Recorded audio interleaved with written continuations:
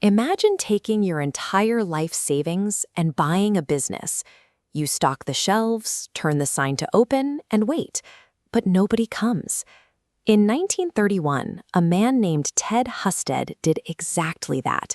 He purchased the only drugstore in Wall, South Dakota, a town of 300 people. The environment was harsh. This was the middle of the Great Depression, and massive dust storms were sweeping across the plains. Ted's bank account was draining quickly, and he was weeks away from losing his investment.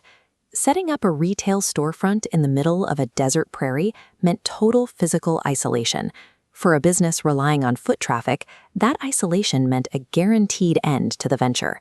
Yet Wall Drug had a strange advantage. The store sat right next to a busy highway. Cars were constantly driving past the town. Those drivers, however, had a strict itinerary. They were tourists heading straight for the Black Hills Mountains. They had a singular destination in mind, and stopping at a small-town pharmacy was not on the schedule. Ted would look out his window and watch hundreds of potential customers fly by at 60 miles an hour. Every car ignored his storefront entirely. Inside, his shelves were full of medicine and supplies, but the aisles were empty, and the cash register collected dust. Ted had the right product, and he was sitting right next to a high-traffic area. But because the consumers were focused strictly on their own destination, his business was invisible. On one particularly hot summer day, Ted's wife, Dorothy Husted, sat by the window, watching that endless stream of cars ignore them. She didn't suggest running expensive newspaper ads. She didn't tell Ted to slash prices or to run outside and wave down the drivers. This diagram illustrates what they were actually fighting: customer friction. This is the psychological barrier that stops people from interrupting their current routine. The highway drivers had a goal, and pulling over for a pharmacy created too much friction. Dorothy realized that trying to sell them medicine wouldn't break that barrier. They needed to offer a utility that completely bypassed their core business model. She turned to Ted and gave him one specific instruction. She told him to give those drivers a reason to stop their cars. When a consumer is completely locked into their own agenda, breaking their momentum requires solving a problem they actually care about in that exact moment, even if it has nothing to do with what you sell. Ted didn't hesitate. He immediately went out to the shed, grabbed some scrap wood, and opened a few cans of paint to build entirely new roadside signs.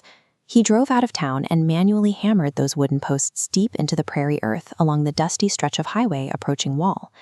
The text on these signs was specific in what it left out. Ted didn't list his cough syrup. He didn't list his bandages or his medicinal tonics. Instead, he painted a simple promise for people driving across the sweltering plains: free, cold ice water. By the time Ted packed up his tools and drove his truck back to the pharmacy, the strategy was already working. By offering a basic utility for free, Ted gave the drivers a reason to break their focus on the horizon. Once the cars were parked and the drivers were inside for a drink, they began browsing the shelves they had previously ignored. Ted looked through his windshield in disbelief. Where there was once an empty dirt road, multiple cars were now parked outside his doors. This line graph shows the compounding scale of that single pivot. Customer acquisition started completely flat in 1931, but after putting up those signs, foot traffic increased steadily until it reached a massive plateau. Today, Wall Drug sustains over 2 million visitors every single year. A massive roadside enterprise built entirely on the back of that one simple hook. A frictionless hook, one that demands zero effort from the customer, can turn a failing storefront into a destination that people plan their entire trip around.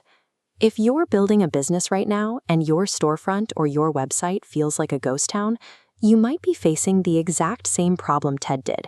It is easy to blame the quality of your product or to assume your service isn't good enough. But often, the real issue is simply a lack of visibility. You need an ice water sign, a lead magnet so simple and immediately valuable that it forces your audience to pause their scrolling and pay attention to you. Identify your own irresistible offer. Figure out what your audience craves, build your signs, and put them out into the world. You can have a high-quality product, but that guarantees nothing if you allow yourself to remain the best-kept secret in town.